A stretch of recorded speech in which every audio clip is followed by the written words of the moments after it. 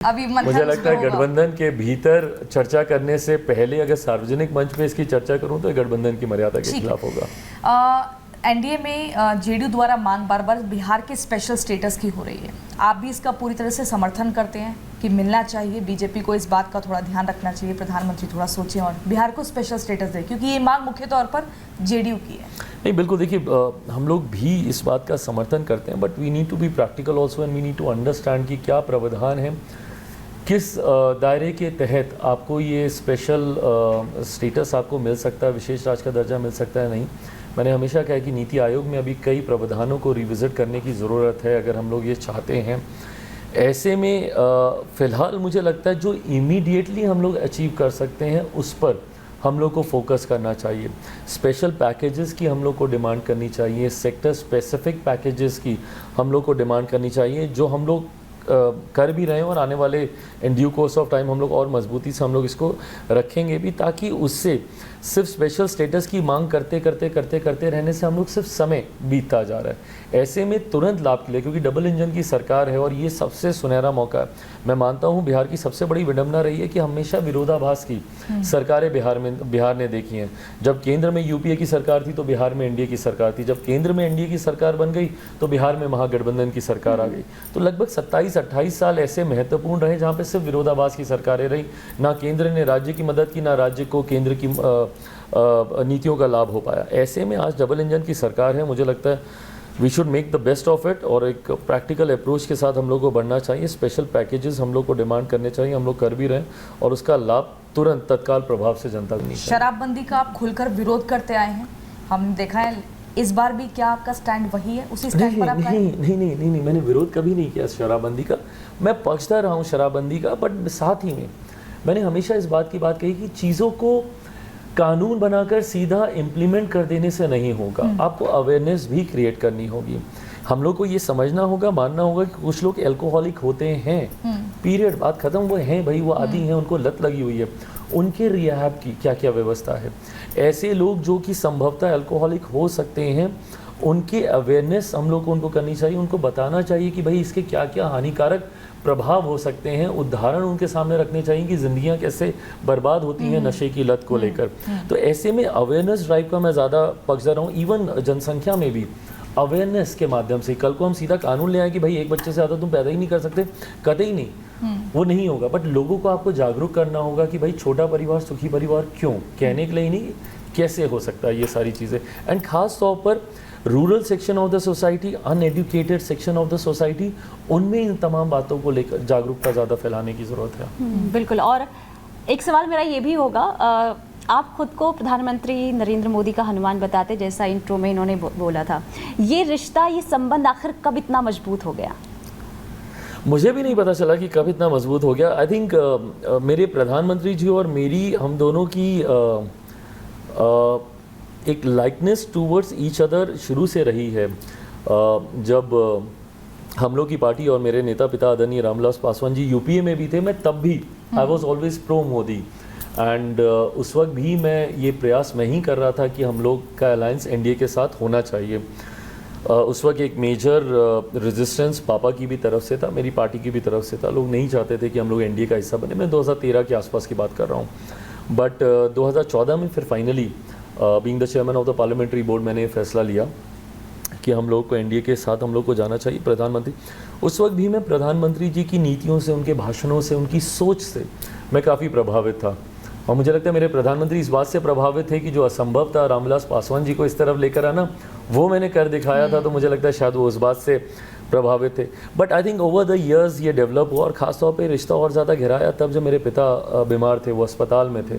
और सोचिए, देश का प्रधानमंत्री दिन में 2-2 बार अगर आपको फ़ोन करता है, आपकी हिम्मत कितनी बढ़ती है, परिवार की हिम्मत कितनी बढ़ती है कि देश का प्रधानमंत्री इस कठिन समय में आपके साथ है।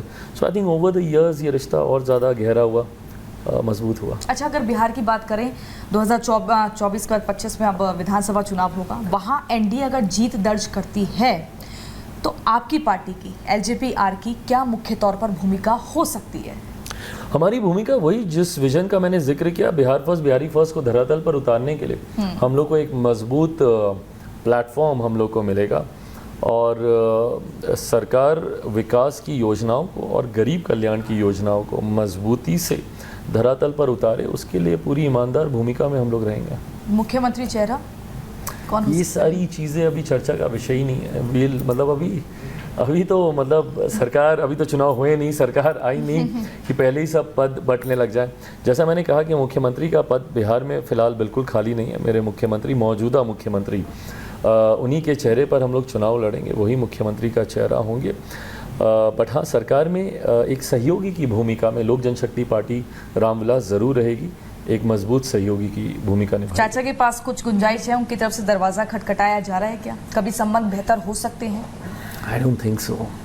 अब गंगा से बहुत पानी बह चुका है, मैं बहुत आगे निकल गया हूँ, वो मुझसे बहुत दूर जा चुके हैं, तो मुझे लगता नहीं ज़्यादा गुंजाइश कभी मिलन नहीं हो सकता इन दो नदियों का? Can never say never, but हाँ, राजनीतिक दृष्टि से आप बोलें कतई नहीं, बिल्कुल संभव नहीं है, क्योंकि उन्होंने एनडीए में रहकर भीतरघात करने का काम किया।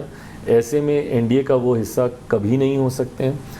व्यक्तिगत रिश्तों पे मैं कह नहीं सकता, क्योंकि जिस परिवार से आता हूँ, ये बिहारी हैं, ये जानती है, हमारे यहाँ बिहार के बड़े ही, परिवार के बड़े ही ये सब फैसला लेते हैं, तो ऐसे में मेरे भी परिवार के बड़ों को ही ये फैसला लेना है। पर अभी फिलहाल इस पे कोई जब उस क्षण को आप याद करते हैं, आपकी गाड़ी बाहर खड़ी हुई थी, घर के बाहर, आप लगातार हॉर्न बजा रहे थे, 40 मिनट तक आपने इंतजार किया, आपकी पार्टी आपसे छिन गई, परिवार में कहीं ना कहीं फूट पड़ गई, इसके अलावा पिता भी चले गए थे उस वक्त, लेकिन आज जब समय बदला है, इस समय को जब आप देखते हैं और कंपेयर करते हैं, तो कैसा महसूस करते हैं? आज पार्टी भी है, आज पार्टी में कद भी ऊंचा है, देश में आप एक केंद्रीय मंत्री के तौर पर आपकी पहचान है, सब कुछ एक अलग हो गया, कैसे आप देखते हैं ऐसे? मुझे बस खुशी इस बात की होती है कि उस रात मैंने वादा किया था मेरी माँ से, जिस रात पार्टी, परिवार, ये सब टूटा था, बिखरा था। अच्छा, आपने अपनी माँ को हक किया था और भरोसा दिया था? उनके रूम में गया था, शी वॉज क्राइंग, वो दुखी थी, अपसेट थी।